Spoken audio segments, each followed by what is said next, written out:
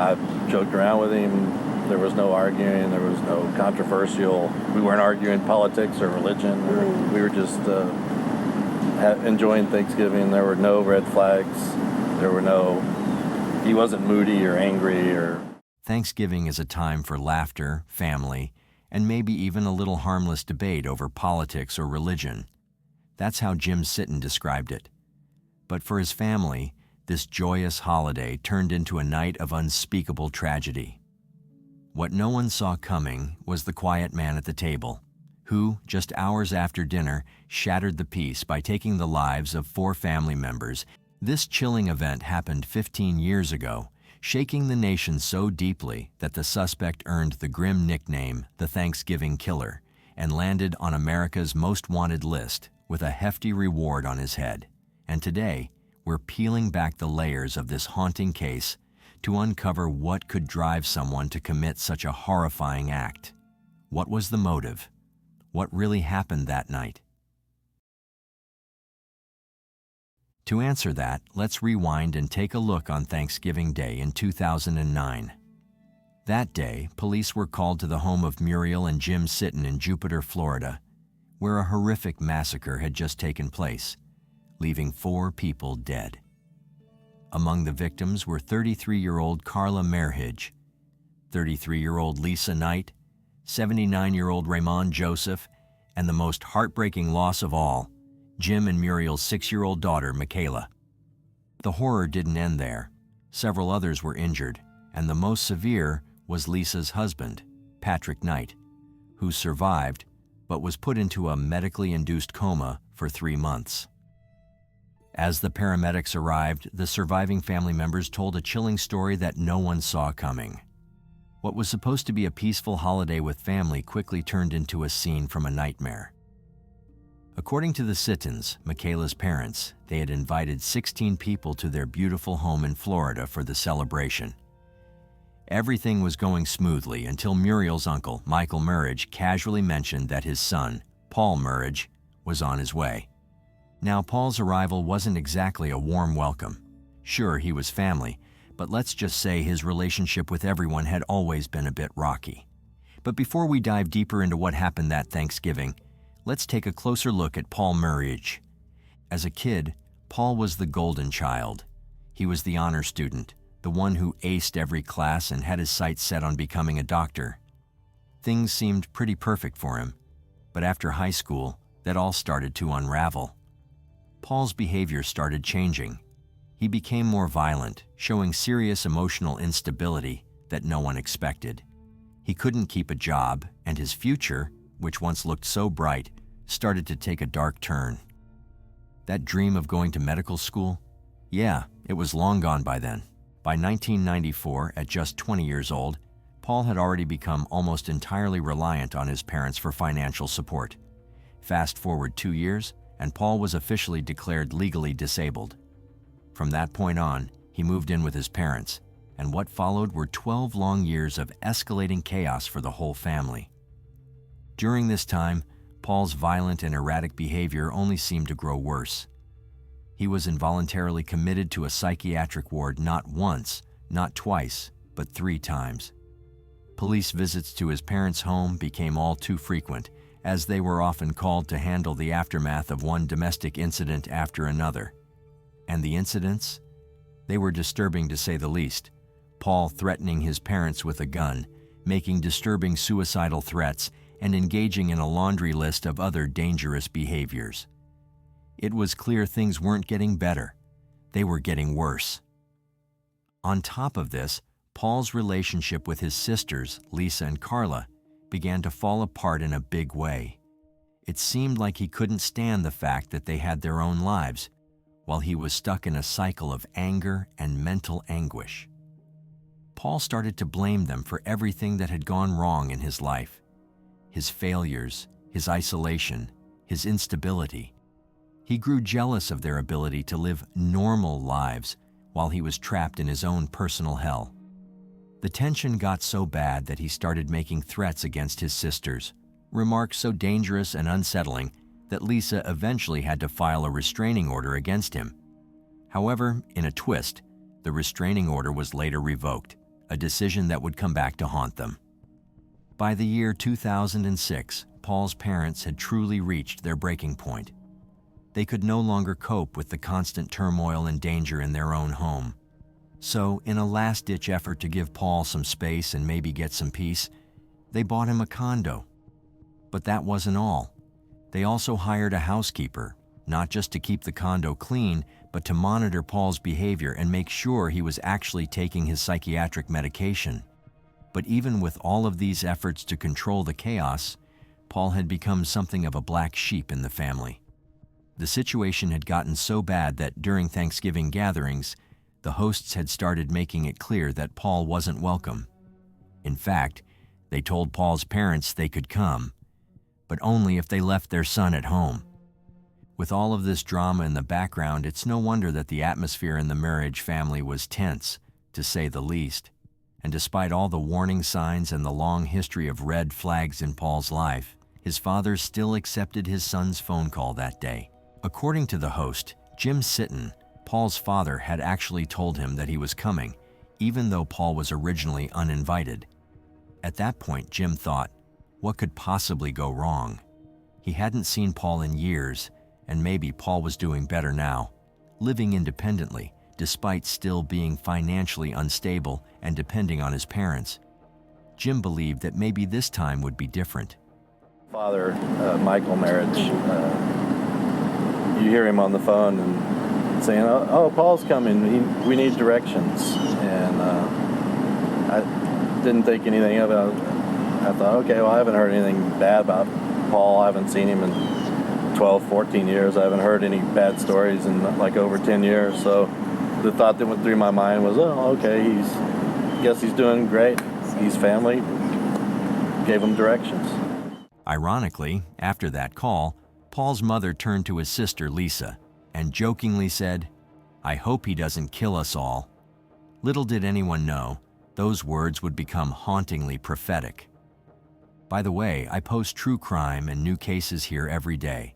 So if that sounds like your kind of thing, please consider subscribing. It helps a lot. When Paul arrived at the Sittons' home, to everyone's shock, things seemed to go smoothly. The family had dinner together, shared stories, and later, Carla played piano and sang Christmas carols with their aunt and mother. Michaela, the little one, even showed off a dance she was going to perform in a play the following evening. And after Michaela went to bed, Paul excused himself from the gathering and went outside to his car. When he returned, he was carrying a handgun. Without any warning, he began to fire on his own family. The first victim was his 79-year-old aunt, Mrs. Joseph, who was killed instantly. He then turned the gun on his twin sisters, Carla and Lisa, shooting them both and fatally wounding them. As if that wasn't enough, he shot Lisa's husband, Patrick, when he kneeled down to check on his wife. Although Patrick would survive his injuries, the horror didn't end there. By this point, most of the family had rushed to find cover, with the Sittons quickly retreating to their kitchen and calling 911. Tragically, in the chaos, they didn't notice Paul making his way down the hallway and into Michaela's room. The 6-year-old, who had been full of excitement just moments before, was sound asleep. Without warning, Paul fired 3 shots into her tiny body, ending her life instantly, just days before what would have been her 7th birthday. Afterward, Paul walked out of Michaela's room, down the hallway, and confronted the remaining family members. He casually remarked, "I've been waiting 20 years to do that," before calmly walking out of the front door, getting into his blue Toyota Camry and driving away. Some say that the reason Paul targeted Michaela was because she was a bright, gifted child, and everyone in the family was rooting for her. It's possible that he felt jealous of the attention she was receiving, especially since Michaela had a natural talent that he also had as a child. Maybe in some twisted way, he resented her for the love and admiration she was getting. In the immediate aftermath, police feared Paul had fled the state, or worse, the country. A reward of $100,000 was offered for information that would lead to his capture. Less than a month later, the story was featured on the popular crime show America's Most Wanted. And that's when everything changed. Paul Pfaff, the owner of Edgewater Lodge in Long Key, Florida, was watching the show when he made a chilling realization. Paul had been staying at his hotel for the past month under the name John Baca. After seeing his face on the program, he immediately knew he had to act. Without hesitation, he called the America's Most Wanted hotline, confident that the man he had been serving was none other than Paul Merhige. That tip would prove to be the break law enforcement needed to finally track him down. The FBI and U.S. Marshals acted fast, racing to Edgewater Lodge where Paul Merhige was holed up. They ambushed him in his hotel room, catching him off guard. Paul had tried to throw them off by shaving his head, but it didn't take long for them to recognize him. America's Most Wanted was on the scene, cameras rolling as they captured the moment. Do you have any regrets about killing little Michaela? Or with America's Most Wanted? You have anything to say? During his interrogation, Paul continued to seem out of it, as if he were detached from reality. This gave police the impression that he might try to plead insanity in his defense. However, any chance of that quickly faded when investigators dug deeper into his past actions. Paul had planned the massacre for weeks. Not only did his violent history suggest premeditation, but in the days leading up to the attack, he had withdrawn $12,000 from his parents' savings account. He used part of that money to buy firearms and ammunition, making it clear that this wasn't a spur-of-the-moment decision. Additionally, after the murder, police learned that Paul had actually planned to take his own life that night. For some reason, though, things didn't go as planned, and he didn't follow through with it. The exact reasoning behind why he didn't or what changed in his mind remains unclear. In total, Paul was hit with 4 counts of first-degree murder. The prosecution, understandably, didn't waste any time, quickly announcing that they would be seeking the death penalty with lethal injection. After everything that had happened, many believed this would be the only fair outcome. But, as so often happens in cases like these, justice didn't unfold the way people expected, and the trial would never take place. Fast forward to October 2011. The trial that everyone had been waiting for was abruptly called off. Just weeks before it was set to begin, Paul accepted a plea deal from the state of Florida. Just like that, he pled guilty to all charges and waived his right to an appeal. In return, the prosecution agreed to remove the death penalty from the table. Instead of facing lethal injection, Paul would be sentenced to life in prison without the possibility of parole. This turn of events left the families of the victims divided. Jim and Muriel Sitton, who had tragically lost their young daughter Michaela, were furious. They had spent over a year preparing for the trial, mentally gearing up for what they thought would be Paul's day in court, facing the full force of the law. To them, accepting a plea deal felt like a slap in the face. They were determined to see Paul face the death penalty, and they publicly voiced their frustrations. Even America's Most Wanted host threw his support behind them, backing the Sittons in their fight to see the case go to trial. On the other side of the coin, there was Patrick Knight, Lisa's husband. His perspective was different. Patrick felt that dragging the trial on would only force his family to relive the traumatic events of that night over and over again. He supported the plea deal, believing it would allow the family to begin healing. For him, the chance to put the pain behind them and move forward, however slowly, was the best option. It was a decision that, while painful, seemed necessary for the well-being of his loved ones. Despite all the controversy surrounding it, the prosecution accepted the deal, and Paul was sentenced to 7 consecutive life terms in prison. He would never again have the chance to walk free, but for many, this didn't feel like true justice.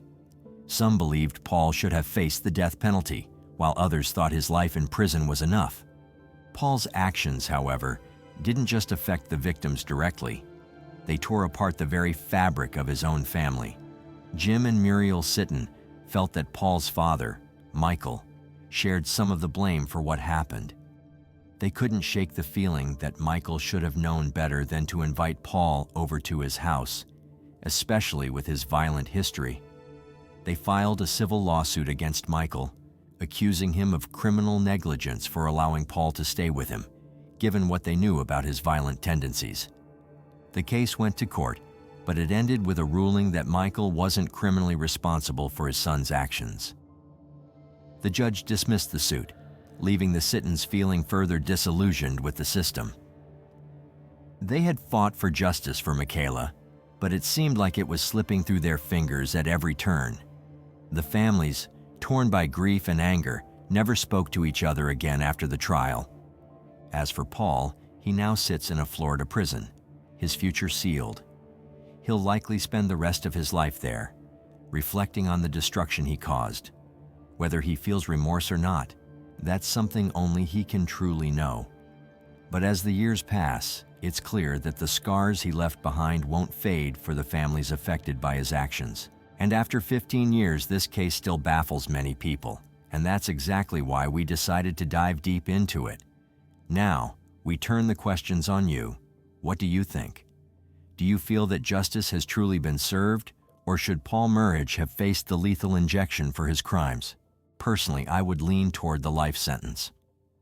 Paul Merhige is currently incarcerated at the Florida State Prison, and if you've heard about the conditions there, it's pretty grim. Florida's prison system is notorious for its aging infrastructure, overcrowding, and staffing shortages. These issues have created significant security and safety risks for both inmates and staff. So while he may not face the death penalty, the harsh reality of prison life in Florida could be its own form of dismembered limbs, a head boiling in a pot, and a blood-soaked home. These were the horrifying sight that greeted officers during a welfare check at the Guy family's residence. Now, every parent dreams of giving their child the best, teaching them life lessons, nurturing them, and always keeping a protective eye, even after they've grown into adults. That was true for the Guy family, but tragically this deep bond became the very reason behind one of the most horrifying parental murders in history. Before we dive in, a warning. This story isn't for the faint of heart. Viewer discretion is strongly advised. The chilling details are not only graphic, but will shake you to your core. This is, without a doubt, one of the most brutal crimes a child could ever commit against their parents. And soon, you'll understand why. To really understand what went down, we first need to take a closer look at the parents involved. Now, if you're imagining them as strict or abusive types, think again. They were actually the complete opposite. Starting with the father, Joel Guy Sr. Those who were close to him called him Michael, so for the rest of this story, we'll stick with that name. Michael was born on February 10, 1955, and he worked as a pipeline engineer. With his experience in the field, it's safe to say he was doing well for himself. He earned a solid salary, enough to comfortably support his growing family. Anyone who knew Michael would tell you he wasn't just kind, he was the type of person who made you feel seen and cared for, always willing to lend a hand or give advice, even when you didn't ask for it. He took immense pride in everything he did, whether it was his career or his family, and he made sure the people around him felt that pride too. If you were close to Michael, you knew he wasn't just a dad or a husband. He was someone who genuinely cared and wanted to make sure everyone around him was doing well. Now, Michael had 3 daughters from his first marriage. While the reasons behind the divorce weren't entirely clear, one thing was certain. The daughters held no grudges against their father. They had always maintained a good relationship with him, and that didn't change when he remarried. Michael's second wife, Lisa, was as kind-hearted as he was. Just like Michael, Lisa was someone who made everyone feel welcome and cared for. His daughters quickly warmed up to her, and there was no drama or resentment. Lisa treated them like her own children, showering them with love and affection. This was evident when one of Michael's daughters testified in court, explaining how Lisa became a mother figure in her life. She even went as far as to get an engagement ring that resembled Lisa's. She remembered all the small details about Lisa, the favorite shirt, the favorite cups, and everything else that made Lisa so special to her. Lisa's been in my life my entire life, and had said at 3, but she's been my entire memory. And so we would go in the summers. Dad would have us for a month in the summer because they always lived so far away, and Angela and I would go visit for the entire month. But the dynamics of that was my mom was a single mom, so there's struggles with single moms. But when we went to Lisa's house, her cabinets were stocked with food, and she greeted Dad like the perfect Walton family. When they would come home, dinner would be cooked with meat and side dishes, and there would be candy in the shelves. And I just would watch her, and I watched her growing up like she was the mom, or that dream that you have to have a double parent home, to where she loved, like, I so wanted to be this woman that my first engagement ring was her exact engagement ring, and I wanted to be the mom she was. She would sit in her little brown Sperry brown shirt. She had a really high arch in her foot, and just with her cup, I wanted to even, at certain points in my life, I walked around with a cup that had like the little square placement under it, because I wanted to be her. I wanted to be the mom that she was. Just like you just heard, this wasn't a mom who abused her children or mistreated them in a way that made them feel unloved. It's clear just from the words of her stepdaughter alone that Lisa poured love into every single member of her family. Additionally, Lisa worked in human resources at an engineering firm and was known for being reliable and generous. She was the kind of person who, no matter how busy she was, would stop to comfort a stranger in distress. She had a big heart, always putting others first. From this perspective, it was evident that both Michael and Lisa were known for their giving nature, and to everyone around them, they seemed like the perfect couple. Soulmates living a perfect life. However, everything began to change when Michael and Lisa welcomed their only biological child together, Joel Guy Jr. That moment marked the start of a shift no one could have foreseen. Unlike his warm and kind parents, Joel was reportedly the complete opposite, cold and distant to almost everyone. In fact, Joel Guy Jr.'s life before 2016 remains a mystery in many ways. Even his half-sisters, who grew up alongside him, admitted they didn't really know him. Whenever they visited, Joel would lock himself in his room, avoiding any interaction with family. On the rare occasions he did speak, he was dismissive and rude, treating his relatives as if they were beneath him. Over time, most of the family distanced themselves, choosing not to engage with Joel unless absolutely necessary.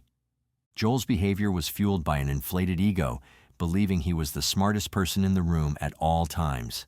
This confidence was bolstered during his school years, especially when he performed well academically.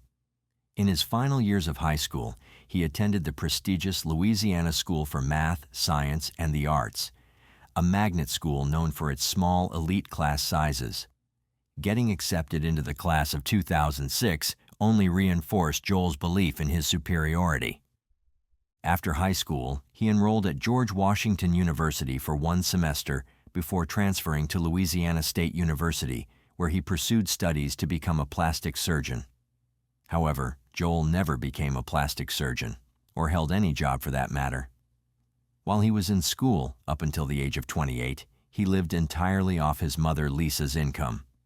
Lisa, who worked full-time in human resources at Oak Ridge Engineering, sent her paychecks directly to Joel. Michael and Lisa decided to fully support Joel so he could focus on his studies without worrying about finances. They paid for his tuition, housing, and other expenses, hoping he'd graduate quickly and start his career, but their generosity backfired. Joel began to see this financial support not as a gift, but as something he was entitled to, his birthright. He believed his parents owed him this money simply because they were his parents. Though he claimed to be working hard toward his goals, Joel was far less focused on school than he led his parents to believe. Living alone in Baton Rouge, he spent his time doing whatever he wanted, completely oblivious to the financial strain he was placing on his family. He didn't understand or care about the sacrifices his parents were making for him. However, in 2016, things began to change.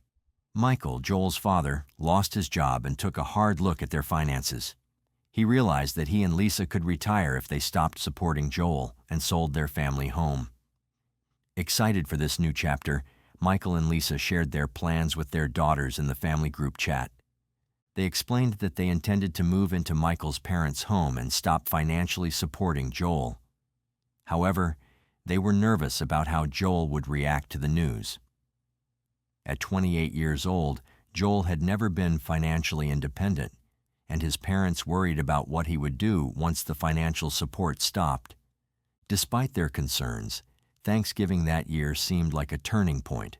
For the Guy family, Thanksgiving was always a big deal, a time when everyone gathered at Michael and Lisa's home to celebrate, including their daughters, extended family, and their new families. So just like any other normal family, that year was very joyful for the Guy family. The adults gathered in the garage, enjoying their cigarettes and catching up, while the kids ran around, and the aroma of delicious food filled the house. Now, at every Thanksgiving, there's always that one person who locks themselves away, avoiding everyone, and in the Guy family, that was always Joel. However, this year was different, shockingly so. For the first time ever, Joel actively engaged with his family. He surprised everyone by playing with his stepsister's kids, children whose names his sisters doubted he even knew before that day. He brought them upstairs to his old room and gifted them toys his parents had lovingly preserved from his childhood. Joel laughed, joked, and even posed for family photos, a rarity that caught everyone off guard.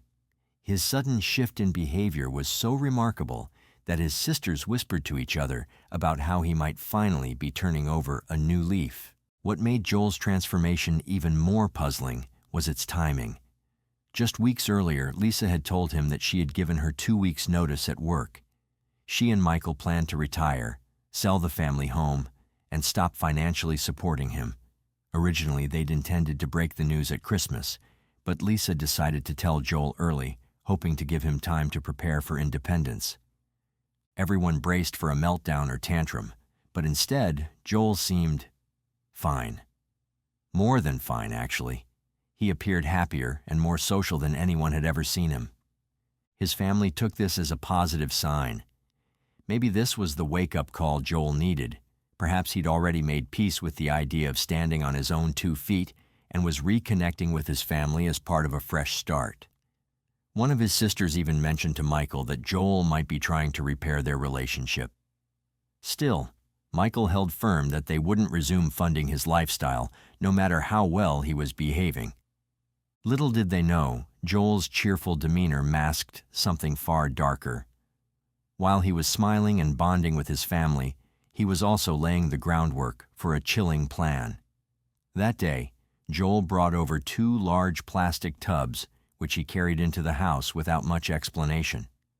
They seemed heavy, but no one thought to ask what they contained. What they didn't know was that Joel had spent weeks plotting his parents' murders. Those tubs held the tools he intended to use in his gruesome plan. As it turned out, Joel wasn't handling the loss of his financial lifeline as gracefully as he appeared. When Lisa told him they were cutting him off, Joel didn't see it as a push toward independence. He saw it as a betrayal. He decided to take matters into his own hands, crafting a plan to murder his parents, frame his father for his mother's death, and stage it all as a murder-suicide. In Joel's warped mind, he was a genius, capable of orchestrating the perfect crime. His education and endless hours of watching crime, shows like Law and Order, convinced him that he could pull it off without a hitch. But while Joel once excelled in academics, his arrogance blinded him to his own shortcomings. So, instead of heading back to his apartment like usual, Joel decided to stick around at his parents' house for 2 whole days. At first, Lisa and Michael probably thought it was a nice change. Maybe Joel was feeling sentimental about the family house before they sold it. After all, with Lisa preparing for retirement, they were all gearing up for a big life change, and the idea that Joel might actually want to spend some time with his family seemed like a nice, albeit unexpected gesture. But things took a strange turn. Just 2 weeks before Lisa was set to retire, Her co-workers and boss had been planning a celebratory send-off for her. She was well-liked, dependable, and a hard worker who would always communicate if anything was off. So when November 28th came around and Lisa didn't show up for work, Jennifer, her boss, started to worry. It wasn't like Lisa to just vanish without a word, especially since she'd been so involved in the retirement celebration plans. Jennifer tried calling her several times, but there was no answer.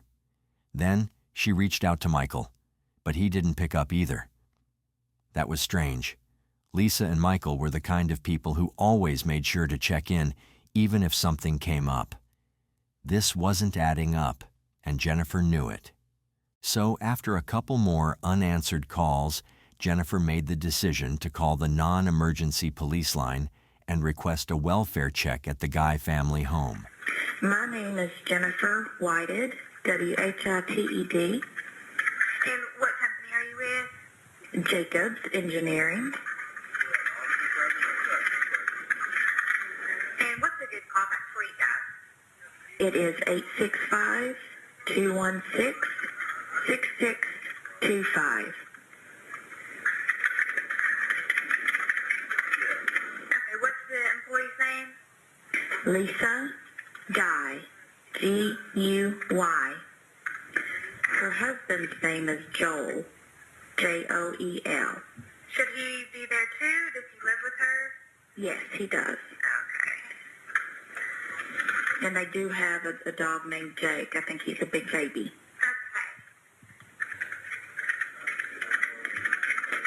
How old is she, do you know? She is in her, I think, late 50s. Do you know if she has any medical issues? No, I mean, she has high blood pressure, but that's all that I know of.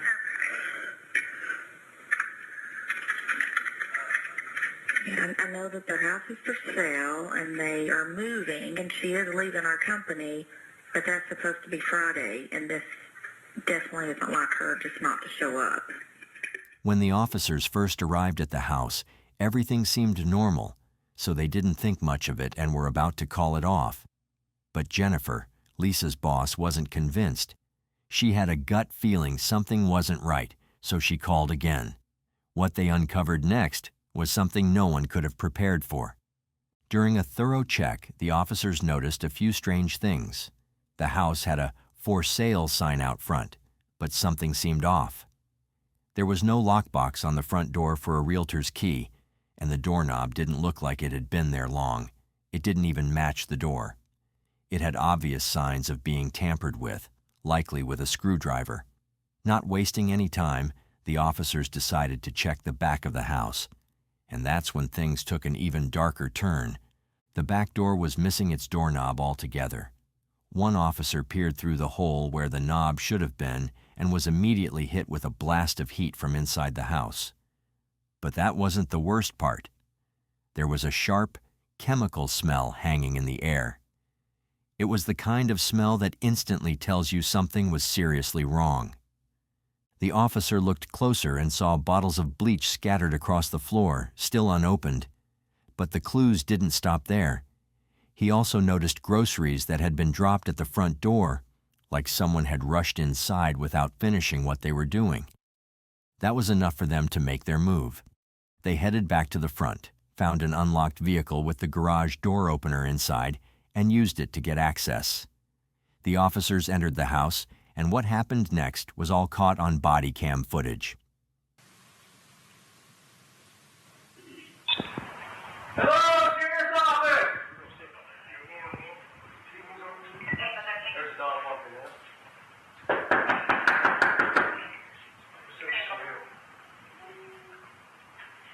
Oh, shit. I hear a dog howling. Knox County Sheriff's Office! Damn hammer. Police!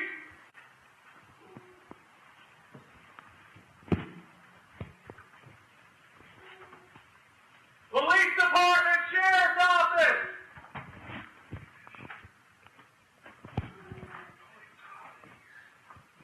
The pot you saw earlier? Yeah, that was the same one Joel used to boil his mother's head for about a day. It's chilling when you think about it. Investigators first found a table with the guy's wallets and a sledgehammer on top, followed by another table with long guns. As they made their way up the stairs, they could hear a dog intermittently barking. They then spotted Michael on the floor in a hallway, and eventually discovered the dismembered bodies submerged in a solution in the bathroom. Among the other items found in the home were sewer line cleaner, a bag of baking soda, drain opener, a bottle of muriatic acid, lye, hydrogen peroxide, several bottles of bleach, a spray bottle, gloves, and trash bags. Investigators also came across a note inside an open suitcase which included the name and address of a Louisiana Ace hardware store, as well as a reference to sewer line cleaner. Given the hazardous chemicals, the Knox County Sheriff's Office hazmat team had to step in for biohazard removal. With the overwhelming amount of evidence, the KCSO Forensics Unit worked through Monday night and into the next day to process the crime scene. Now, what really happened after that Thanksgiving? On November 26th, Joel Guy Jr. attacked and killed his father in a second-floor exercise room while his mom was out shopping at Walmart. The scene was chaotic, with torn blinds, blood splattered on the walls, and an overturned Bowflex machine. The amount of blood was beyond horrific. The struggle must have been brutal. The poor man's clothes were shredded from the knife wounds, and it was reported that he was stabbed at least 40 times. However, this is just an estimate. According to the autopsy, since most of the tissue was gone when they found the body, the actual number of stabs could never be fully determined. But it doesn't stop there. Joel also dismembered the body, leaving his father's hands behind in the room. When his mom came home from Walmart, Joel tricked her into going upstairs. She was in such a rush that her groceries got scattered across the foyer. But when she reached the top of the stairs, Joel ambushed her, stabbing her in the back over and over, just like he did to his father. Blood was everywhere. The prosecution later claimed he used so much force to decapitate her that her head actually broke. And then, get this, he just chopped her up like it was nothing, then put her head in that same boiling pot on the stove. According to the medical examiner, Lisa was stabbed at least 31 times, and 9 of her ribs were completely severed. During the trial, the forensic examiner testified that the head wasn't just severed, but had been forcefully broken off. Both victims had their arms and legs detached, Mikhail at the waist and Lisa at the knees, and their body parts were placed in a bin filled with chemicals to help dissolve them. This was the very same bin that Joel had brought into the house during Thanksgiving. After death, both bodies had deep cuts made so that the chemicals could more easily penetrate the body's main cavities. So you can probably imagine how heartbreaking it must have been for both of them, loving their child and spoiling him all the way into adulthood, only for them to be brutally murdered like this. It's beyond evil. But despite Michael loving his son so much, he didn't go down without a fight. Joel sustained several cuts on his hands, including a deep gash on his left thumb. Around 3:30 p.m., he was seen in the first aid section at Walmart, buying bandages and ointment for his hand injuries. He also picked up isopropyl alcohol and hydrogen peroxide. It was also around this point that Joel returned to his apartment, likely because he was too lazy to continue with his plan. After spending 2 intense days carrying out his crime, it seems that for the first time, he was exhausted. He probably felt he had worked harder than ever before and needed a break. So, he headed back to his apartment, possibly to rest. Little did he know, it was exactly during this time that the police also uncovered what he had done. The police began questioning those closest to Michael and Lisa. When they inquired about who had been at the house that weekend, everyone pointed to Joel. His sisters revealed that he was about to be cut off financially and that his behavior over Thanksgiving had been strangely out of character.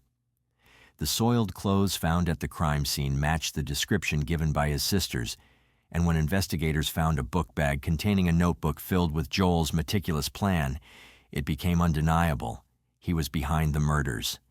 The only thing left to do was finalize the paperwork for his arrest. Now, the day after the bodies were discovered, Joel was arrested while heading back to the house. In his trunk, police found a KitchenAid meat grinder, a chilling indicator that he wasn't done with the gruesome process yet. But what really exposed Joel's intentions was what he had written in his notebook. From the gruesome methods of killing and dismemberment to his strategy for destroying the bodies and erasing forensic evidence, every step was carefully thought out. He planned to grind the bodies, destroy all DNA evidence with bleach and lye, and even set a fire to cover his tracks. He went as far as faking an alibi by scheduling a text message from his mother's phone, attempting to erase any evidence that could point back to him. Get carving knives to make small pieces. Get sledgehammer, crush bones. Bring blender and food grinder, grind meat. Keep going. Get bleach, denature proteins. Get plastic bin for denaturation process. Keep going. Does not matter where they're killed. Just get rid of bloody spots to prevent evidence of time of death, not the mattress or the couches. Get rid of bodies inside house. There and my DNA already there. Joel's motive, driven by a financial incentive, was also clearly outlined in the notebook. He calculated his parents' life insurance policies, assets, and joint property with the intention of inheriting everything. His obsession with money was evident as he described in detail how he would inherit the full value of his mother's assets, including her life insurance, the family homes, and other financial resources. In the weeks leading up to the murder, Joel continued to buy supplies like knives, acid, and plastic bins, keeping the notebook hidden in his backpack alongside his school books. He made sure to pay in cash, thinking he was being smart and inconspicuous, but in reality, Joel's arrogance and sense of entitlement were his downfall. He believed his meticulous preparations would guarantee his success, unaware that he was overlooking the most basic human realities. Joel was so spoiled and out of touch with the real world that even while erasing his tracks, he grew lazy and decided to take a break from his gruesome task. He had no real understanding of the consequences of his actions, thinking he could simply get away with it. But what he failed to factor in was the kindness of his parents and how their disappearance would immediately raise suspicions. Despite the mountain of evidence stacked against him, Joel Guy Jr. still pleaded not guilty, dragging his family through a painful 4-day trial. He knew he couldn't win. It was clear to everyone that he was guilty, but he wasn't trying to win. Instead, he wanted to make his family suffer. By refusing to admit what he'd done, he kept control over them, forcing them to hear every ugly detail of his crime. It was like his final act of revenge, making them live through his cold, calculated cruelty. Even Joel's defense lawyer struggled to defend him. All they could muster was that Joel was a kind man who couldn't possibly commit such a horrific crime. Friendly and happy, in a way Michelle Tyler had never seen him before. Outgoing, friendly, and happy. That was not a man about to commit a homicide. Outgoing, friendly, and happy. But the jury wasn't swayed by this weak argument.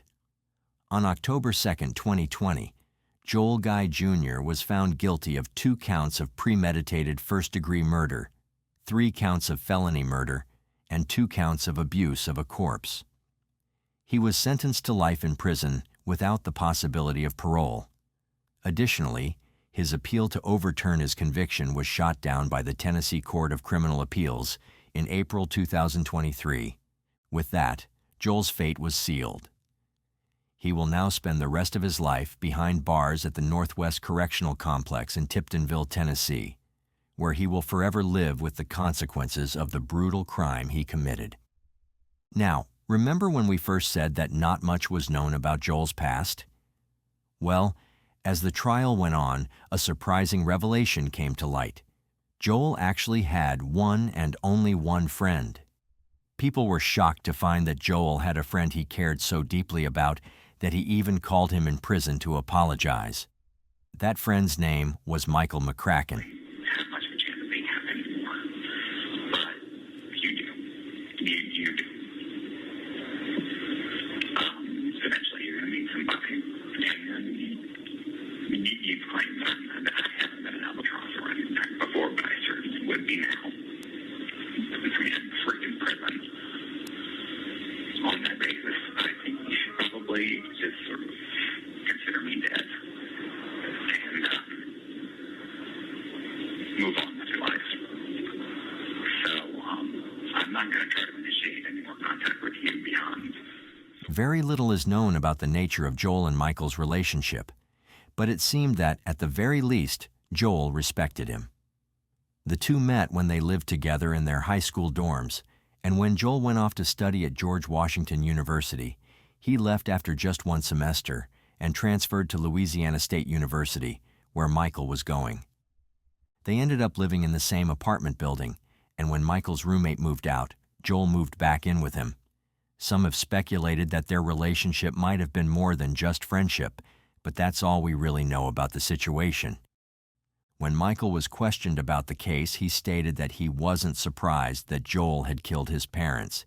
He explained that, over the years, Joel had become increasingly reclusive, spending weeks on end alone in his bedroom to the point where Michael sometimes didn't see him for months at a time. For whatever little comfort it may offer, Joel will spend the rest of his natural-born life in prison, exactly where he belongs. He will forever be remembered, not as the genius he thought he was, but as a gigantic fool who couldn't take care of himself and, despite his so-called wisdom, made the catastrophic mistake of leaving a notebook, a kind of manifesto, at the crime scene. But what do you think about this case? I mean, we can all agree that Joel was definitely a psychopath, right? It's hard to believe he had any real justification for killing his parents, other than his own twisted desire to live a carefree life. But do you think there were other factors behind his actions? Was there something deeper going on that we're missing?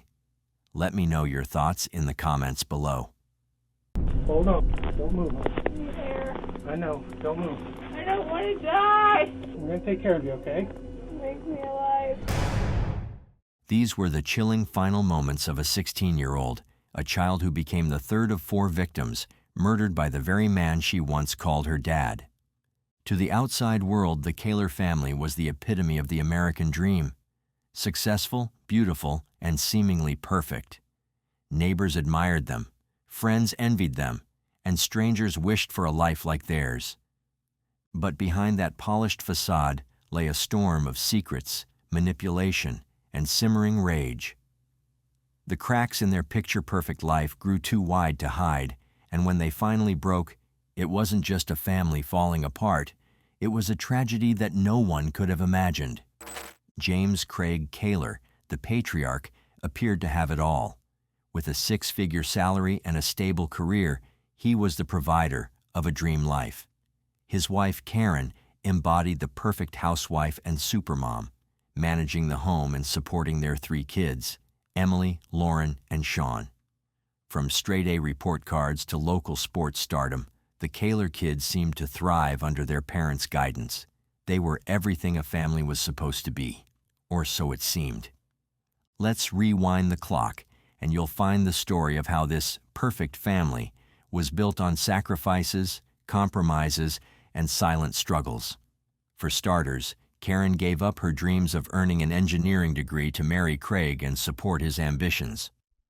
The couple tied the knot in December 1985 and moved to Colorado, where Craig had landed a promising job. At the time, Karen was still in her 2nd year of college, with several years left to complete her degree. But she couldn't bear the idea of a long-distance relationship, so Karen made a life-changing decision. She left school to focus on her marriage and Craig's career. It was a sacrifice she wholeheartedly embraced, determined to create a happy life together. Their first major milestone came on April 8, 1991, when Karen gave birth to their eldest daughter, Emily. Life seemed picture perfect. Craig's career continued to flourish, while Karen took on the role of a stay-at-home mom. However, Karen's mother, Pat, noticed how Karen was always putting Craig's needs before her own, even after just having a baby. It seemed off, like Karen wasn't living for herself anymore.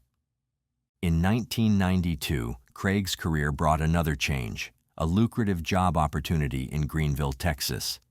The family relocated, and in May 1993, they welcomed their second daughter, Lauren. By all appearances, the Kahlers had it all: Craig's professional success, Karen's dedication to her family, and two bright, thriving daughters. Emily was the firstborn, and she was a smart kid, a pleaser, wanted to do good, kind of like her mom, creative and smart. Emily played the drum set and sang, and Lauren played the bass and sang. Yet beneath the surface, tensions quietly simmered. One of those tensions arose from a disagreement over having more children. Karen felt their family was complete with 2 kids, but Craig wanted another. In a strikingly unorthodox move, the couple created a written agreement. Karen consented to having one more child, on the condition that she could undergo a procedure to prevent any further pregnancies afterward. Craig agreed, and in March 1999, their son, Sean, was born. To honor their agreement, Craig later underwent a vasectomy, ensuring no more surprises in their growing family. By this point, life seemed to stabilize. Craig's next job opportunity led them to Weatherford, Texas, a quiet suburb near Dallas, where his career continued to ascend. Once again, Karen adapted, immersing herself in her new community. She joined a local moms group and eventually became its president, building a strong network of friends and resources. She also made sure her kids stayed active and involved. Emily excelled in school and music, Lauren thrived in sports and band, and Sean became a rising baseball star. From the outside, it looked like the perfect life. But Craig's obsession with perfection left little room for anything less than flawless. He held everyone to incredibly high standards, including his own family. His daughter Lauren, who struggled with ADD and didn't get straight A's like Emily, became a target for his criticism. To Craig, Lauren wasn't good enough, and he didn't hesitate to ridicule her for it. And Craig's need for control didn't stop at his family. People began to see him as uptight, rude, and almost arrogant. His obsession with appearances made him difficult to work with. He had little respect for women in leadership roles, even telling others that they didn't belong in those positions.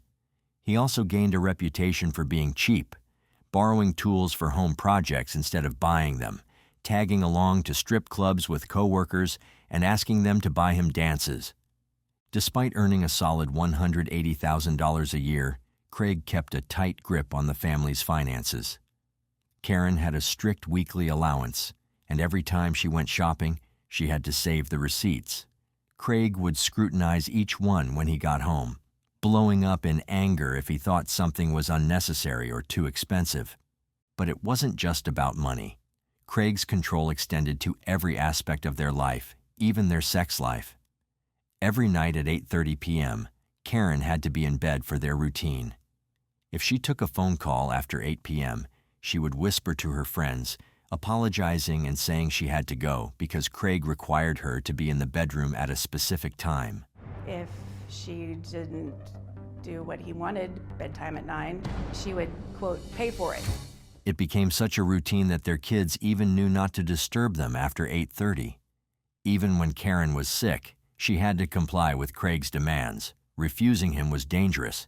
His anger would often turn violent, and Karen knew it was easier to just give in. Now, things haven't always been this way. When they first got together, Karen's life wasn't controlled so strictly, but as time went on, Craig's demands grew more extreme.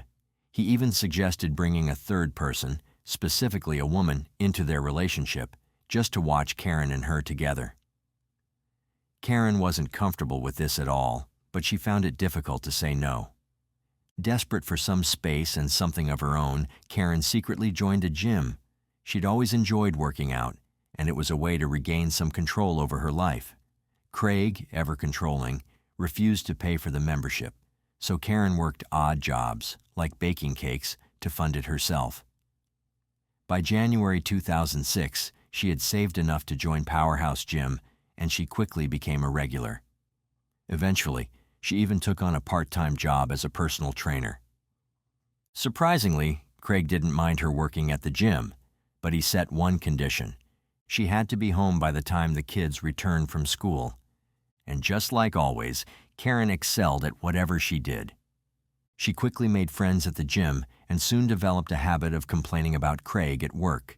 She'd talk about how angry he always was, how nothing she did ever seemed good enough, and how they were constantly fighting. Their fights were so intense that sometimes one of the kids would have to intervene just to break it up. On a bad day, things would get physical, and Karen would end up with bruises to prove it. Everyone at the gym knew about her unhappiness and how she wanted out of the relationship, but Craig's control over her was suffocating. She was nearing her breaking point, and things only seemed to get worse when she met a personal trainer named Sunny. Sunny was calm and understanding, and she helped Karen open up about the darkest parts of her relationship, things she couldn't share with anyone else. Over time, Sunny and Karen became more than friends. The two grew romantically and sexually intimate. There's some speculation about how this happened. Some believe that Craig encouraged it after he had previously asked Karen to bring a third person into their relationship, while others think Karen and Sunny had already started an affair before Craig even knew about it. Regardless of how it began, their relationship evolved into a threesome. Craig even sent Sunny flirty texts, bought flowers for both women, and encouraged them to take weekend getaways. However, later on, he denied pushing the two together. While Karen and Sunny's relationship was out in the open, Craig told a different story. He claimed that Karen was ruining their marriage, and the biggest issue was that his carefully curated image of the perfect family was crumbling. In 2008, Craig saw an opportunity to regain control. He was offered a job in Columbia, Missouri, that paid more than his current position, and it would separate Karen from Sunny. He accepted the job offer immediately. Karen, however, was devastated. She didn't want to leave Sunny but also had roots in Weatherford. Her kids were involved in school activities, the girls were in a band, Sean was playing baseball, and Karen had deep ties to local volunteer groups. Still, as always, Craig's wishes prevailed. He moved to Columbia a few months before Karen, leaving her to wrap things up at home. During this time, Karen and Sunny decided to stay together long distance, though Craig had no idea. He thought it was just a temporary fling, and once he separated them, Karen would return to the obedient wife he expected her to be. When Karen eventually moved to Columbia with the kids, Craig believed everything was back to normal. He even allowed her to enroll in the University of Missouri for a health science degree and continue working as a fitness instructor. However, after her time with Sunny, Karen had experienced a taste of freedom. She wasn't satisfied with just being allowed to go to school or work. She didn't want a life where Craig felt entitled to control her every move. Once Craig realized he was losing control over his wife, Karen, he began to tighten his grip even harder. He started obsessively monitoring her every move, who she talked to, what was in her emails, where she went, and it quickly spiraled into a complete invasion of her privacy. This toxic obsession reached its breaking point in December 2008 during an old friend's New Year's Eve party in Weatherford. Neither Craig nor Karen expected Sunny to be at the party, but when they walked in, there she was, the last person Craig ever wanted to see. To make matters worse, Karen was openly flirty with Sunny. They were laughing, hugging, drinking from the same glass with 2 straws, and even getting cozy in front of everyone. At this point, Craig was furious. His jealousy and rage took over, especially because the relationship between Karen and Sunny was now completely public. In Craig's mind, it was a complete slap in the face, and the disrespect was unbearable. The anger exploded at the party, with Craig screaming at Karen and Karen screaming back. It wasn't just a private argument. It was a spectacle. Their fight became so intense that Craig, humiliated and furious, declared to the entire party that Karen was having an affair. In retaliation, Karen kissed Sonny right in front of everyone. The host, understandably uncomfortable, asked them to leave, but the drama didn't end there. The fight continued outside on the front lawn, and it soon turned physical. Craig, consumed by his anger, shoved Karen, causing her to fall and hit her head on the ground. By the morning, both of them were reeling from the fallout. Karen, despite the chaos, began to have second thoughts about the way she was pushing Craig. She told Sonny that they needed to take a break from their relationship, but Sonny wasn't having it. She told Karen that the problem wasn't with her, but with Craig. Sonny was deeply concerned for Karen's safety, especially after witnessing his violent outbursts. So, in late January 2009, Karen made the brave decision to file for divorce. She didn't leave the house immediately, but she started sleeping in a separate room. She also continued her long-distance relationship with Sonny. Craig, still obsessively controlling, kept monitoring Karen's emails and even went through her things. He found multiple greeting cards from Sonny and used that to track her every move. Each time Karen made plans to meet Sonny, Craig would follow her, trying to sabotage their time together. His jealousy knew no bounds. At work, Craig became increasingly unhinged. He would carry around a photo album, showing it off to coworkers and saying things like, "Isn't this a happy family? Why doesn't Karen want to be a happy family?" His bizarre behavior made everyone uncomfortable, but Craig didn't seem to notice or care. He was too consumed by his need to control Karen's life. The tension reached a boiling point in March 2009, after Craig gave a speech at a city council meeting. Karen, there to support him, was dragged into another heated argument. This time, Craig's anger turned physical. He assaulted Karen, and she called the police. Craig was arrested for third-degree domestic assault. In her statement to the police, Karen described how Craig physically blocked her exit, cornering her against a cabinet, and how his behavior had grown increasingly violent and controlling over time. Despite Craig's denial of the assault, claiming he was only trying to give Karen a hug, the marks on Karen's body told a different story. Craig was arrested and charged. Karen moved out of their home, taking the kids with her, and rented a place on the other side of Columbia. She also withdrew $50,000 from their shared bank account, signaling that she was finally breaking free from Craig's toxic and dangerous control. Now, the arrest of Craig was nothing short of devastating. As a city official, his actions were front-page news, and when his bizarre and unsettling behavior at work came to light, it only made things worse. Eventually, the city issued a public statement saying Craig resigned due to difficult family issues, but the truth was far more complicated. The fact that he had been fired, not by choice, was a blow to his already fragile ego. He couldn't handle the fact that his once perfect reputation was now in tatters. No job, no family, and no control over anything. Craig packed up and left his house, heading back to his parents' farm in Kansas. He hoped that hard work on the farm would help clear his mind, but the distance didn't make things better. If anything, it fueled his obsession with Karen, his ex-wife. Craig couldn't understand why Karen had left him. In his mind, he had been the perfect husband. He had provided everything, and yet she walked away. He refused to accept that his controlling behavior could have pushed her to the brink. At this point, he still stalked her, reading her texts, emails, and even her cards. He couldn't let go, and he blamed Sonny for everything. When Sonny sent Craig a text telling him Karen didn't love him the way he thought, Craig became enraged. He started calling Karen and Sonny names, using homophobic slurs, even though he had been okay with Karen's relationship with Sonny, as long as he could watch and be involved in some twisted way. But what really pushed him over the edge was his daughters turning away from him. They were tired of his controlling ways and wanted to make their own choices.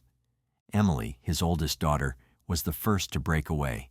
She picked a college he didn't approve of, showing she wasn't going to live by his rules anymore. To Craig, this felt like a slap in the face. He blamed Karen even more, saying she had brainwashed the girls into going against him. Things only got even worse when one of his daughters posted on Facebook, admitting she was bisexual. Instead of supporting her, Craig saw this as another reason to lash out. He was convinced their mom had influenced this too. Interestingly, he started building a massive case against Karen, collecting over 3,500 pages of so-called evidence for his divorce attorney. This included screenshots of Karen and Sonny's private messages and notes about every time Karen visited Sonny. He even claimed that the two women had sex in front of the kids, but he never showed any proof of this. Craig's behavior became even more bizarre and disturbing. He told his friends about wanting to kill Sonny, but no one took him seriously. It's a common theme in these cases. People ignore the red flags until it's too late. It's also important to note that despite his rage toward Karen and Sonny, Craig was also sleeping with multiple women. His behavior was all over the place, but when it came to his son, Sean, things seemed a bit different. According to Craig, Sean was the one person who hadn't completely turned his back on him. Craig made an effort to spend time with his son, taking him hunting and fishing, trying to stay involved in his life. While he may have been a terrible husband to Karen and a distant, controlling father to his daughters by all accounts, he was still trying to be a decent dad to Sean. It was as if Sean was the last shred of hope for Craig, the one connection that hadn't been completely destroyed. Fast forward to Thanksgiving 2009. While Sean was with Craig, Karen was still trying to keep her family close. She wanted all of her children and her girlfriend Sonny to visit her grandmother Dorothy during the holiday. So, the day after Thanksgiving, Karen went to pick up Sean from Craig's house and take him to Dorothy's. Dorothy, who was 89 years old, lived in a quiet farmhouse in Burlingame, Kansas, a tiny town with less than 1,000 residents. But on Saturday, November 29, 2009, a deputy was wrapping up some paperwork when a call came in about a suspicious vehicle in Burlingame. It was just after 6 p.m. when a neighbor reported that a small truck had been speeding through the area. They watched as the driver pulled up, got out of the truck, and started walking down the road. A few moments later, the man came back carrying a large object they couldn't identify. Fearing that it may have been a robbery, the neighbors grabbed a flashlight and went outside to confront him. But before they could get close, the man placed the object in the back seat of the truck, climbed in, and sped off. The neighbors quickly called the sheriff's office, and the deputy set out to investigate. But just minutes later, another call came in, one that would lead to a much darker discovery.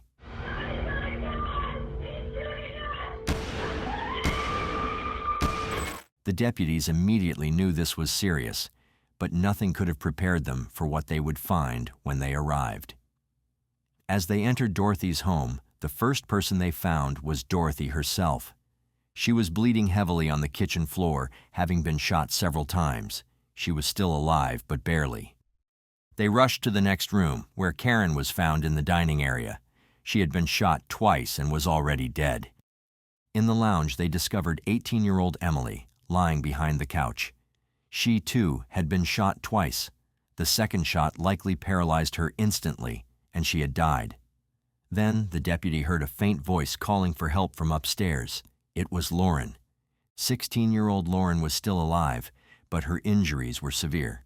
Like Dorothy, she had been shot multiple times and was barely holding on. As she was taken away, Lauren whispered the name Craig. When asked who that was, she weakly replied, "My dad." Hold on. Don't move. I'm here. I know. Don't move. I don't want to die. We're going to take care of you, okay? Make me alive. And it didn't take long before Lauren, too, succumbed to her injuries and died. Dorothy, who had been fighting for her life with everything she had, followed soon after. That left us with the only surviving member of the family, Sean, an unwilling witness to this senseless bloodshed. According to his account, he and Karen had been sitting together, cleaning some old coins when the nightmare began. Without warning, Craig burst through the back door, rifle in hand, and opened fire on Karen. In the chaos, Sean ran for his life, desperate to escape. He scrambled for Karen's phone to call for help, but before he could, more gunshots echoed through the house. Terrified, he knew he had to get out, and so he fled, running for the neighbor next door.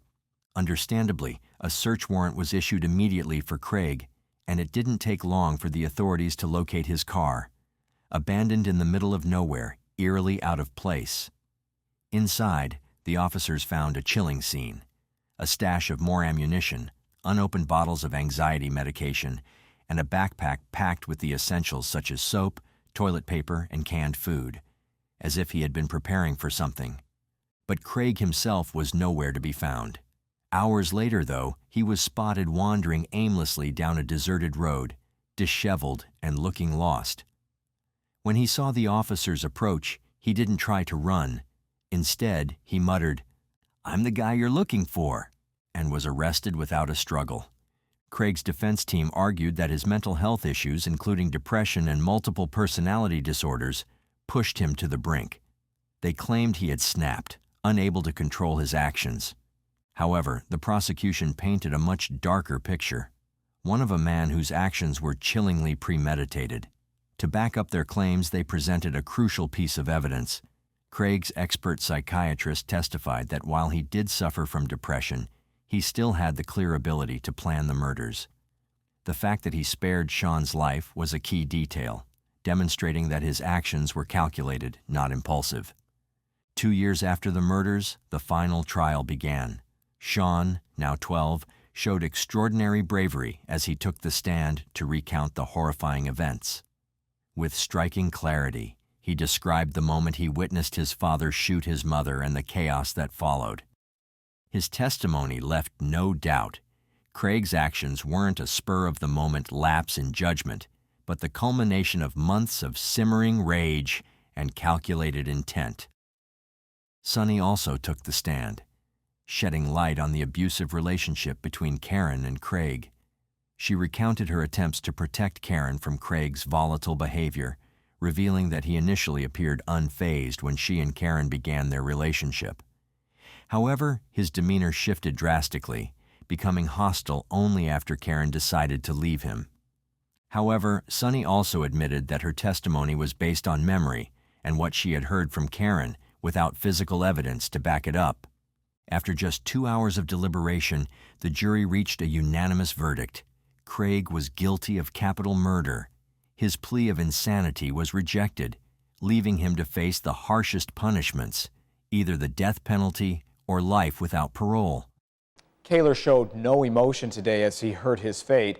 The execution sentence comes as retribution for the shooting deaths of 4 family members. Court at this time sentences the defendant for the crime of capital murder to death. James Craig Kahler opted not to speak on his own behalf and even asked if he could leave the room to avoid hearing the victim impact statements. Chief Judge Philip Fromm ordered him to stay. I loved Grandma White, Karen, Emily, and Lauren very much, and will miss them until the end of my days. For many in the courtroom, justice had been served, but for Sean, the outcome was far from a relief. Sean, now 12 years old, had already endured unimaginable loss. He stood in court, his voice steady yet filled with emotion, and said, "I do not want my dad to receive the death penalty because it would be hard on my grandparents. I do not want my whole family gone." These words, spoken by a child who had witnessed so much pain, left many stunned. Despite Craig's horrific actions, Sean still saw him as a father, a man who, in his eyes, had been kind and loving to him. Craig, on the other hand, showed no regret for the lives he had taken. After his sentencing, he began writing letters to various people, including the lead prosecutor. These weren't apologies. Instead, Craig claimed he felt relieved by what he had done, insisting that he had freed Sean from what he called a toxic environment. Craig's legal team quickly filed an appeal to the Kansas Supreme Court. They argued that the jury had been biased and claimed that his mental health issues hadn't been properly considered during the trial. But the court disagreed. One judge stated that Kansas law doesn't exonerate someone just because they're mentally ill, and another pointed out that Craig's mental health had been considered during sentencing. It just didn't excuse what he had done. In the end, Craig's appeal was denied. His options for further legal action grew slim, leaving him to face the consequences of his choices. As of now, he remains on death row, a stark reminder of the heinous crimes he committed. Justice may have been served, but it's hard to say if that truly balances the scale for the lives lost. We can only hope he spends his remaining days haunted by his actions, paying for the devastation he caused. As for Sean, his story is one of incredible resilience. Despite the trauma and struggles he endured, he managed to rise above it all. He graduated high school and now works in Kansas, a living testament to strength and perseverance in the face of unimaginable tragedy. His journey inspires hope, proving that even in the darkest times, there's a way forward. But what about this case sticks with you? Do you think this tragedy could have been prevented with the right intervention or support? Share your thoughts in the comments below. Let's discuss. If you like the way we create these videos and you want to help bring more cases like this to light, hit that like button and subscribe for more deep dives. Thank you once again for watching.